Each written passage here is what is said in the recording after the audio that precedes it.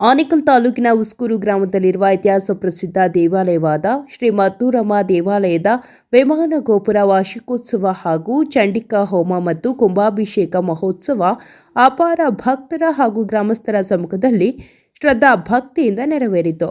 ಇನ್ನು ಕಾರ್ಯಕ್ರಮದ ಅಧ್ಯಕ್ಷತೆಯನ್ನು ವಹಿಸಿದ ಶ್ರೀ ಮದ್ದೂರಮ್ಮ ದೇವಸ್ಥಾನದ ವ್ಯವಸ್ಥಾಪನಾ ಸಮಿತಿ ಅಧ್ಯಕ್ಷರಾದ ಉಸ್ಕೂರು ಕೆ ಪಾಪಣ್ಣರವರು ಮಾತನಾಡಿ, ಪ್ರತಿ ವರ್ಷದಂತೆ ಈ ವರ್ಷವೂ ಸಹ ಶ್ರೀ ಮದ್ದೂರಮ್ಮ ದೇವಾಲಯದ ವಾರ್ಷಿಕೋತ್ಸವ ಅಂಗವಾಗಿ ಮತ್ತು ಲೋಕ ಕಲ್ಯಾಣಕ್ಕಾಗಿ ಮದ್ದೂರಮ್ಮ ದೇವಾಲಯದ ಆವರಣದಲ್ಲಿ ಚಂಡಿಕಾ ಹೋಮ ಹಾಗೂ ಕುಂಭಾಭಿಷೇಕ ಮಹೋತ್ಸವ ಆಯೋಜಿಸಲಾಗಿತ್ತು.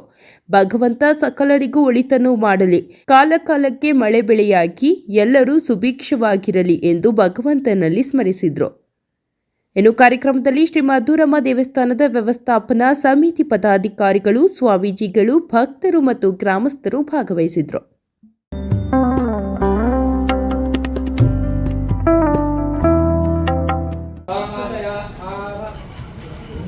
आविध्यागदांसो विक्षेप चंडिकां प्रति साविदेव्यात् शोधे अभिन्नावस्तत्तमागता स्वाहा ओम तदप्रयोक्तं भार्यान्तं देवमंगलम् आचरेरि मानो देवपाते पुत्रे स्वाहा ओम तस्मिन् निगति देवो मोगिसुदे विक्रमे रातव्यते वसमेन्द्रादेवो हंसमेकां स्वाहा ओम सरतस्तस्य तात्युक्ते वेतममायिते भुजे रक्तादि गकुटे व्याप्या देवो नमस्वाहा ओम भार्यान्तं स्वारुप्यादेवी संपदावयता याशब्दस्तापि संसारनाराति वदतां स्वाहा ओम पुरयामासा कुकुडोनिकंटात्मनेन च समत्रे सेव्या रामदेवो वदविलायना स्वाहा ओम तरस्सिंहं महानामेत्यादिते महापदे पुरयामासकंटात्मने वदिशोदिन स्वाहा ओम तरस्कारे समस्तव्याकरणं क्षम्यतायेता निराभ्यां तनिराजे राप्रात्मानां देवरोहिता एकादेशिवदो देव्यादिवै स्वाहा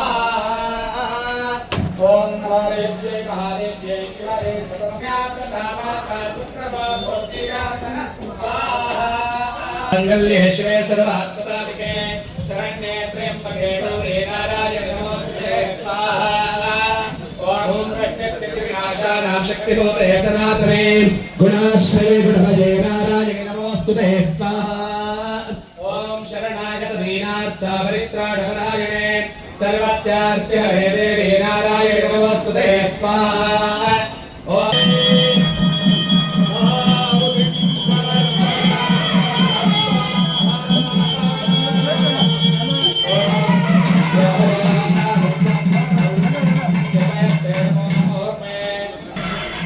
स्वस्ति पूर्व संकल्पित प्रकारेण मम इष्टदेवता कुलदेवता आराध्य देवता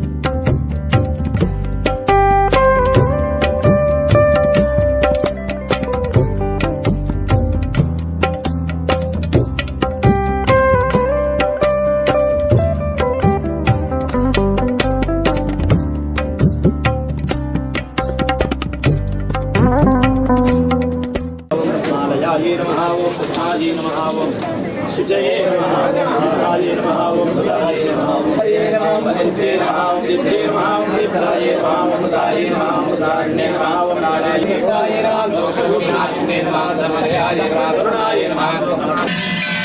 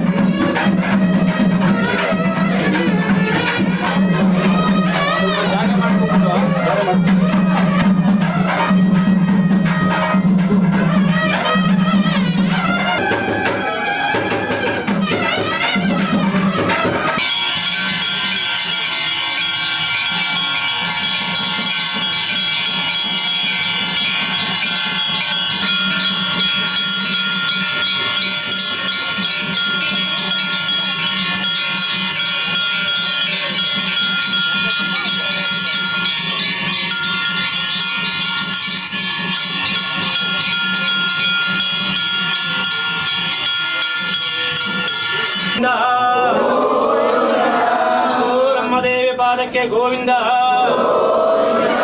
नमः पार्वती माता की ओम सहना भवतु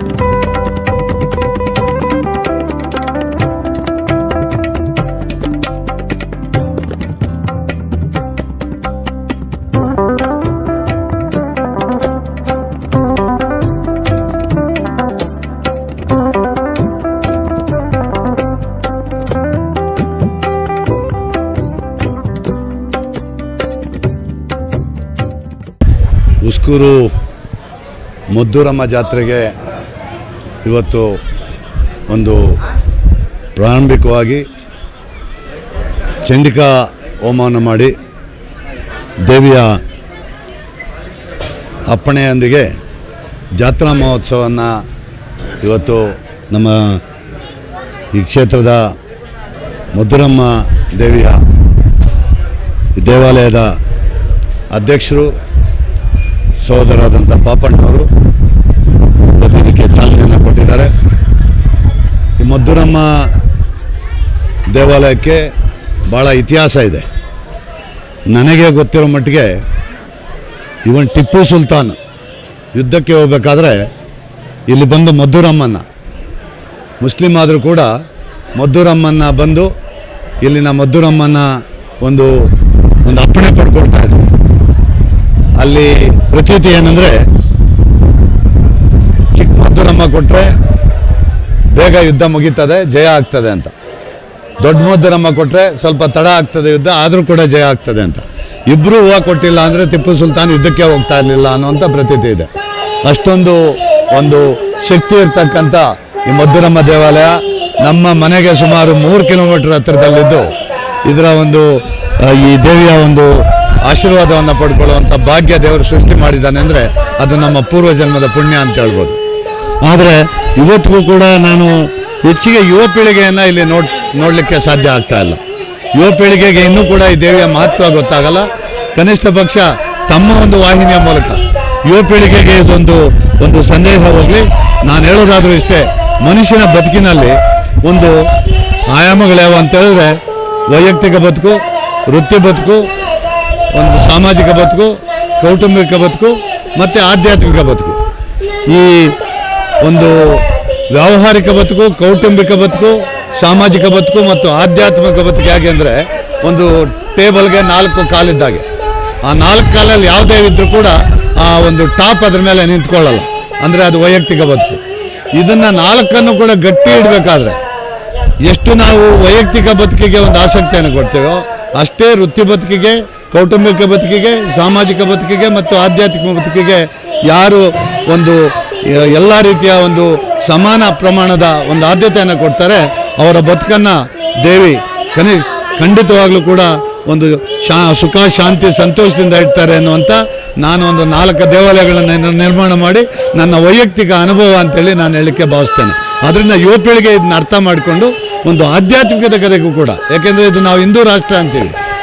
ಯಾವತ್ತೂ ಯುಗಾದಿಗೆ ಅಥವಾ ದೀಪಾವಳಿಗೆ ಬಂದು ಕೈ ಮುಗಿದ ತಕ್ಷಣ ದೇವರು ನಿಮಗೆ ಒಲಿಯೋದಿಲ್ಲ. ಯಾಕೆಂದರೆ ಇವತ್ತು ಅವರು ತಂದೆ ತಾಯಿ ಇದ್ದಂಗೆ. ತಂದೆ ತಾಯಿನ ದಿವಸ ನಾವು ನೆನೆಸ್ತಾ ಇರಬೇಕು. ಬೆಳಗ್ಗೆ ಸಾಯಂಕಾಲ ಅವ್ರ ಆಶೀರ್ವಾದ ಪಡ್ಕೊಂಡು ನಾವೇನು ಮಾಡಬೇಕಾದ್ರೂ ಮಾಡಬೇಕು. ಯಾವತ್ತೂ ವರ್ಷಕ್ಕೊಂದ್ಸಲ ಹೋಗಿ ಅನಾಥಾಶ್ರಮಕ್ಕೆ ತಾಯಿನ ಬಿಟ್ಟು ಹೋಗಿ ದರ್ಶನ ಮಾಡ್ಕೊಂಡು ಬಂದಾಗ್ತದೆ ಯುಗಾದಿ ಮತ್ತು ದೀಪಾವಳಿಗೆ ಬಂದರೆ. ಆದ್ದರಿಂದ ಯುವಕರು ಈ ವಿಚಾರವನ್ನು ಅರ್ಥ ಮಾಡಿಕೊಂಡು ಆಧ್ಯಾತ್ಮಿಕ ಬದುಕಿನಲ್ಲೂ ಕೂಡ ತೊಡಗಿಸ್ಕೊಂಡಾಗ ಅವರ ಜನ್ಮ, ಅವರ ಜೀವನ ಸುಖ, ಶಾಂತಿ, ನೆಮ್ಮದಿಯಿಂದ ಇರ್ತದೆ. ಅವರಿಗೆ ಆಯುಷ್ಯ, ಆರೋಗ್ಯ ದೇವರು ಕಾಣಿಸ್ತಾನೆ ಅನ್ನುವಂಥ ಮಾತನ್ನ ಈ ಸಂದರ್ಭದಲ್ಲಿ ಹೇಳಿ ನನ್ನ ಮಾತು ಮುಗಿಸ್ತೀನಿ. ಆನೇಕಲ್ ತಾಲೂಕು ಉಸ್ಕೂರು ಗ್ರಾಮದಲ್ಲಿ ಶ್ರೀ ಮದ್ದೂರಮ್ಮ ದೇವಿಯ ದೇವಸ್ಥಾನದಲ್ಲಿ 14ನೇ ವರ್ಷದ ವಿಮಾನ ಗೋಪುರ ಪ್ರತಿಷ್ಠಾಪನಾ ವಾರ್ಷಿಕೋತ್ಸವವನ್ನು ಹಾಗೂ ಚಂಡಿಕಾ ಹೋಮವನ್ನು ಲೋಕ ಕಲ್ಯಾಣಾರ್ಥವಾಗಿ ಇವತ್ತು ಉಸ್ಕೂರು ಗ್ರಾಮದಲ್ಲಿ ಏರ್ಪಡಿಸಿದ್ದೀರಿ. ಇವತ್ತು ಎಲ್ಲರೂ ಕೂಡ ಈ ದೇವಿಯ ಕಾರ್ಯಕ್ರಮಗಳು ಬೆಳಗಿನಿಂದ ಕೂಡ ಎಲ್ಲ ಶಾಸ್ತ್ರೋಕ್ತವಾಗಿ ಸುಸೂತ್ರವಾಗಿ ನಡೆದು ಈಗ ಚಂಡಿಕಾ ಯಾಗದ ಪೂರ್ಣವತಿ ಮುಗಿದು ದೇವಿಗೆ ಮಹಾಮಂಗಳಾರತಿಯಾಗಿ ಎಲ್ಲರಿಗೂ ಕೂಡ ಪ್ರಸಾದ ವಿನಿಯೋಗ ಮಾಡ್ತಾಯಿದ್ದೀರಿ. ಪ್ರತಿ ವರ್ಷದಂತೆ ಈ ವರ್ಷವೂ ಕೂಡ ಜಾತ್ರೆಗೆ ಮುಂಚಿತವಾಗಿ ತಾಯಿ ಇಲ್ಲಿ ಲಕ್ಷಾಂತರ ಭಕ್ತರು ಈ ಜಾತ್ರೆಗೆ ಆಗಮಿಸ್ತಾ ಇರೋದ್ರಿಂದ ನಾವು ಎಲ್ಲರೂ ಕೂಡ ಯಾವುದೇ ರೀತಿ ಅನಾಹುತಗಳಾಗಬಾರ್ದು. ಎಲ್ಲರೂ ಬರೋ ಭಕ್ತರಿಗೆ ಎಲ್ಲ ರೀತಿಯಲ್ಲಿ ಅನುಕೂಲ ಆಗಬೇಕು. ಈ ನಾಡಿಗೆ ಒಳ್ಳೆ ಮಳೆ ಬೆಳೆ ಆಗಬೇಕಂತ ಹೇಳ್ಬಿಟ್ಟು ಆ ದೇವರಿಗೆ ಚಂಡಿಕಾ ಯಾಗವನ್ನು ಮಾಡಿ ಆ ದೇವಿಯನ್ನು ತೃಪ್ತಿಪಡಿಸಿ ಎಲ್ಲರಿಗೂ ಕೂಡ ಒಳ್ಳೆಯದಿಲ್ಲ ಅಂತ ಈ ಮುಖಾಂತರವಾಗಿ ಕೋರ್ತಾ, ಇದೇ ಬರೋ ತಿಂಗಳು ಮಾರ್ಚ್ 13ನೇ ತಾರೀಕು, 14, 15, 17ವರೆಗೂ ಕೂಡ ಈ ಜಾತ್ರಾ ಮಹೋತ್ಸವ ನಡೀತದೆ. 13ನೇ ತಾರೀಕು ಎಲ್ಲ ಗ್ರಾಮಗಳಿಂದ ದೀಪೋತ್ಸವ ಕಾರ್ಯಕ್ರಮ ಜೊತೆಯಲ್ಲಿ ಇವತ್ತು ಈ ವಿಶ್ವವಿಖ್ಯಾತ ಅಂತ ಹೇಳಿ ನಾವೇನು ಭಾವಿಸ್ತಾ ಇದ್ದೀರಿ ತೇರುಗಳು, ಈ ಬಾರಿ ಸುಮಾರು 17 ಗ್ರಾಮಗಳಿಂದ ಇದೇ ಮೊಟ್ಟ ಮೊದಲ ಬಾರಿಗೆ ಸುಮಾರು 17 ಗ್ರಾಮಗಳಿಂದ ತೇರುಗಳನ್ನು ಕಟ್ಟಿಕೊಂಡು ಈ ಭಕ್ತರು ಆಗಮಿಸಿದ್ದಾರೆ 14ನೇ ತಾರೀಕು. ಅದರಿಂದ ಎಲ್ಲ ಭಕ್ತರು ಕೂಡ ಬಂದು ಈ ರಥೋತ್ಸವದಲ್ಲಿ ಭಾಗವಹಿಸಬೇಕಂತ ತಮ್ಮ ವಾಹಿನಿ ಮುಖಾಂತರವಾಗಿ ನಾನು ಕೋರ್ಕೊಳ್ತಾ ಇದ್ದೀನಿ.